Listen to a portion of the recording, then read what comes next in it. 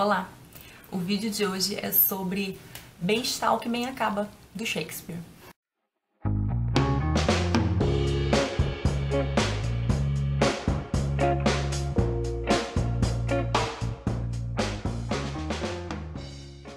Bom, Bem está o que bem acaba é uma comédia do Shakespeare de 1605, né, a composição, e ela é considerada uma peça problema, porque ela não é uma peça daquelas que tem um final harmônico, feliz, reconciliador. E ela é uma peça que tem umas coisas bem estranhas, então assim, além dela ser considerada uma peça problema, ela é considerada uma comédia sombria. Alguns dos personagens são o rei de França, o conde de Roussillon, que também se chama Bertrand, a mãe dele, que é a condessa de Roussillon, uma mocinha chamada Helena, que é uma protegida da condessa, e ela é filha de um médico ilustre que já é falecido, mas ele era um médico com qualidades muito reconhecidas na França. E o Bertrand tem assim um colega que é uma espécie de soldado, que é o Parole, né, ou Palavras. E o Parole é ele é um estroina.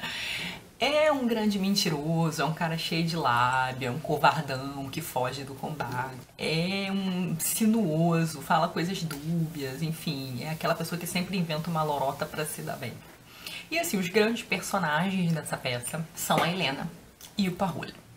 O que acontece? O rei tá com uma doença incurável, ele já tentou todos os tratamentos e nada funciona. E ele tá assim, bem chateado porque ele tá vendo que vai morrer, enfim, tá tentando se conformar com isso. E aí chegam umas pessoas de Florença pedindo ajuda porque tá tendo uma guerra entre Florença e Siena. E então os florentinos vão pedir ajuda ao rei de França pra mandar soldados. E aí o rei de França chama lá os seus rapazes, lá, seus nobres, quem tem interesse pra ajudar. Embora o rei não queira tomar partido na guerra, ele dá liberdade para os homens da sua corte de aderir quem quiser ajudar. E aí o que acontece? A Helena é apaixonada pelo Bertrand, né, o filho da sua protetora. E ela decide oferecer os seus serviços ao rei porque ela herdou do pai, o médico ilustre, receitas, fórmulas, e ela acha que tem alguma cura pro rei. Ela vai lá oferecer os seus serviços e o rei fica um pouco duvidoso, mas ela diz o seguinte: se eu não conseguir curar o senhor pode me matar. Agora, se eu conseguir curá-lo, eu quero que o senhor me permita o direito de escolher um nobre da sua corte para eu me casar, porque a Helena tem linhagem plebeia, né? Ela não é da corte, ela não é nobre. E o rei aceita, então a Helena cura o rei e ele então chama os rapazes solteiros e ela escolhe o Bertrand. E o Bertrand fica pra morrer, porque ele se sente rebaixado, se sente emasculado. É claro que é uma coisa horrível, né? Ele é dado de prêmio, então isso é uma coisa horrível. Mas a gente não fica assim muito com pena do Bertrand, porque ele não é uma pessoa muito legal, não. Então assim, ele despreza pra caramba a Helena, que é uma moça jovem, é bonita, é talentosa, é inteligente, e ele diz coisas horríveis, que ele tá sendo rebaixado, que isso é uma coisa vil, e o rei se sente desrespeitado e diz: não, você vai casar. Você vai casar, senão você vai ser expulso da corte, você vai deixar de ser nobre, porque essa menina é maravilhosa, ela me ajudou, você tá fazendo uma desfeita contra mim. E aí o Bertrand casa muito a contragosto, mas dá um jeito de se livrar dessa. Ele não tinha antes se oferecido pra ir pra guerra de Florença, mas aí ele acaba decidindo ir só para fugir desse casamento. Então, na verdade, ele se casa, ele é obrigado a casar na mesma noite da escolha da Helena, só que ele arruma um estratagema, ele diz que vai lutar, que ele já tinha decidido que ia, não estava esperando por isso, então ele não consuma o casamento. E manda ela voltar pra casa pra fazer companhia lá pra condessa. Só que ele manda pra ela uma carta depois, e nessa carta ele diz que ela não vai vê-lo nunca mais, e que ela só vai poder confirmar que eles são marido e mulher no dia em que ela levar no dedo o anel dele, porque ele leva um anel dos seus ancestrais, e que ela tiver um filho dele na barriga. Só que a Helena é uma moça obstinada e ela vai jogar pra cima dele o estratagema da cama. aquele que já apareceu lá no Medida por Medida. Ou seja, ela vai dar um jeito lá com uma outra mocinha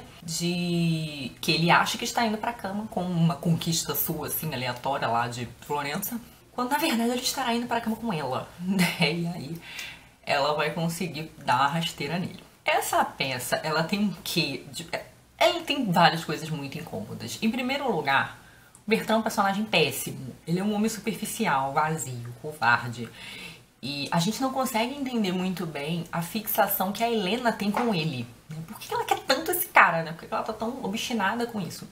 E o que o Howard Bloom vai dizer é que ele faz uma leitura meio freudiana, onde ele identifica o desejo narcísico e o desejo projetado da Helena.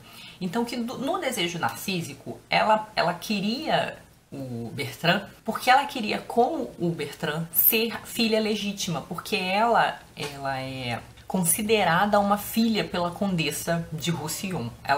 A Condessa diz o tempo todo que gosta dela como uma filha, que considera ela uma filha, que ela é a filha que não causou a dor do parto. Então, que ela teria então esse desejo de ser a filha legítima, como Bertrand era o filho legítimo. E que no desejo projetado, ela projeta no Bertrand o pai perdido, que era um grande homem virtuoso, justo.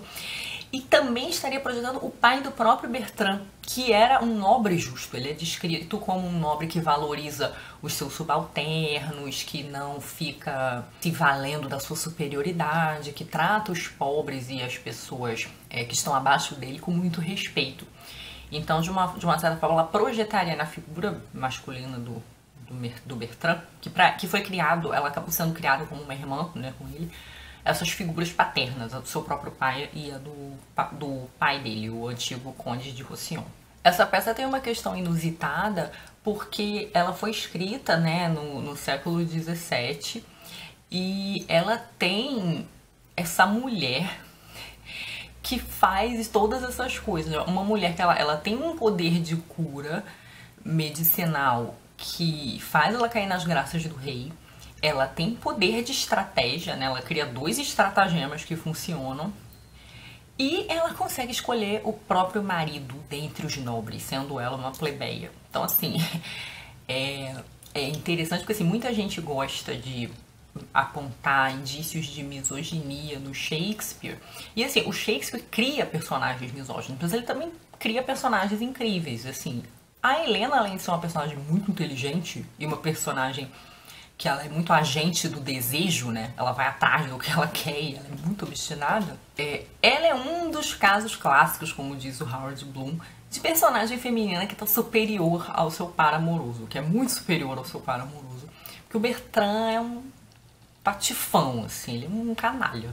Só que o que é perturbador nessa peça é que ela fica correndo atrás desse cara que não se redime, assim, o cara é um babaca, assim, então a gente fica com aquele sentimento de desperdício de energia, né? É com esse trambolho aí que você quer ficar, minha filha. Mas a Helena, então, assim, é a grande figura da peça. A outra grande figura da peça é o Parolles, que é um patife engraçado, porque ele é muito ensaboado, assim, no que ele fala, é o grande mentiroso, cheio de lábia.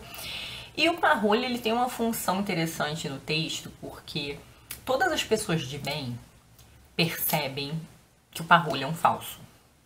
A única pessoa que não percebe é Bertrand. Bertrand é amigo dele. E ele demora... O Parolles acaba se tornando também vítima de um estratagema, porque umas pessoas que não gostam dele, que já perceberam que ele é muito falso e muito mentiroso, resolveram armar para ele. De modo que ele caia que a sua própria lábia, as suas próprias histórias o incriminem. E o Bertrand vai ter a oportunidade de ver isso. Mas o Bertrand precisa dessa prova clara, desse flagrante. Fora isso, ele fica achando que o Parolles é uma pessoa normal, legal, acredita em tudo que ele diz. Ele diz que ele é valente, ele acredita. O Parolles jura que vai fazer grandes feitos de guerra, que é um grande estrategista. O Bertrand acredita. Só que todas as pessoas boas, assim, inteligentes da peça sabem, veem a transparência do Parolles, veem o quanto ele é falso. Então, assim, a presença do Parolles na peça, além de ter esse lado espiritual, cômico, né, que seria o alívio cômico da peça, tá muito ligado à figura dele, de mostrar que o Bertrand não está no grupo das pessoas boas e inteligentes que percebem o real caráter dele. Eu vou ler para vocês então uma fala do Parolles que mostra como ele era cheio de lábia. Falar a favor da virgindade é acusar a própria mãe, o que é desobediência na certa. Quem escolhe ficar virgem está escolhendo enforcar-se. A virgindade mata-se a si mesma e deve ser enterrada em uma encruzilhada, longe de terrenos santificados, como se faz com todos que pecam contra a natureza em desespero. A virgindade cria mofo, que nem um queijo, vai se consumindo até o último pedacinho e morre de alimentar-se do próprio umbigo. Além disso, a virgindade é mal-humorada, orgulhosa, não serve para nada. E é feita de amor próprio, soberba, o mais proibido dos pecados proibidos pelas leis da igreja. Não a preserve, você não tem opção. Vai acabar perdendo, ponha para render. O texto, de modo geral, é muito bonito e tem falas muito marcantes, né? Ele tem uma fala bem famosa que é dita pela condessa quando o filho dela vai para a corte do rei, que é: ame a todos, confie em poucos e não prejudique ninguém. Tem uma fala da Helena que fala muito sobre esse seu papel de agente do desejo, onde ela vai falar assim: muitas vezes é em nós mesmos que encontramos a resolução, os remédios que atribuímos aos céus. O céu que decide nosso destino nos dá total liberdade de ação, apenas puxa para trás nossos lentos desígnios, quando somos nós mesmos lentos de raciocínio. Que poder é esse que leva o meu coração a aspirar tão alto, que me faz ver e não poder alimentar os meus olhos? Tem uma outra fala de um lorde que é interessante porque ele vai falar sobre como em cada pessoa tem o bem e o mal. Isso claramente não se aplica ao Bertrand. Ele, na verdade, está se referindo à Helena, né? E porque assim, a Helena, ela tem esse lado muito bom, muito virtuosa, muito inteligente, mas ela, de uma certa forma, fica criando vários estratagemas, né? Além dela enredar o Bertrand na sua trama para casar com ele, ela, durante uma parte final da peça, se finge de morta, né? Isso também faz parte do estratagema. Então, assim, ela faz umas coisas não tão legais. E aí o Lorde diz o seguinte: a teia que tece a vida de cada um é feita de um fio mesclado que põe juntos o bem e o mal. Nossas virtudes seriam orgulhosas se não fossem chicoteadas por nossos erros, e os nossos pecados seriam tiranos se não fossem delicadamente distraídos por nossas virtudes. Sendo essa, então, uma comédia de uma fase já um pouco mais madura do Shakespeare, não tem nenhum personagem muito idealizado aqui, nem a própria Helena, né? A escolha dela soa doentia, ainda que a gente reconheça a sua obstinação e a sua inteligência, né? Esse papel da mulher inteligente e astuta que é dado para Helena, ele já foi dado para outras personagens femininas. Tem um texto meu no blog sobre esse tratamento que o Shakespeare faz das personagens femininas. Eu vou deixar o link aqui embaixo, porque dentre esses papéis está o da mulher astuta, né? Então vocês vão poder ver os outros casos de mulheres que tramaram, assim como a Helena. E dentro dessa peça que não idealiza, também fica então a figura do Bertrand, que apesar de sofrer uma grande injustiça, não é um cara legal, não é um cara que se redime, assim, a gente não consegue sentir pena dele, porque ele foge da noiva e vai seduzir uma outra moça em Florença, né? E ele o faz de modo sórdido, então enfim. E a peça, no fim, ela não tem um final muito satisfatório, né? A Helena fica com o marido lá, mas a gente sempre fica com aquela sensação de que bela porcaria esse seu prêmio, né? Então, assim, é uma peça um pouco, né? Deixa em aberto, assim, aquela... A gente fica imaginando um futuro não muito agradável para esse casal. Bom, é isso, mas assim, o texto da peça é uma delícia de ler, é uma peça dinâmica, o texto é muito bonito e eu gostei bastante de ler. É isso então, beijos e até a próxima. Tchau!